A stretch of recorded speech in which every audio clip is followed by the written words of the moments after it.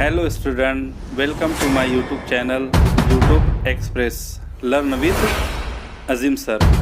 Dear student, our topic for today is the story of cab seller and the monkey. So let's start the story. The cab seller and the monkeys. There was a cab seller.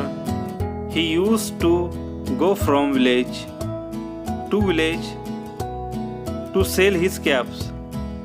Once he was going to a village to sell the cabs. His way lay through a thick forest. He was tired, so he lay down under a shady tree to rest. He fell asleep in a few minutes. There lived monkeys on the branches of that tree. They came down, took away all the cabs and wore them.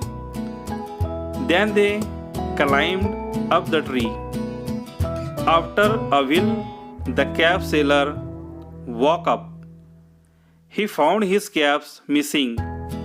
Suddenly, he looked up. He saw each monkey wearing a cap.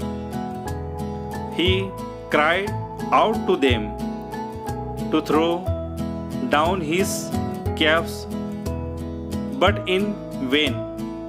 He did not lose heart. He knew that monkeys are imitators, so he took off its cap and threw it down.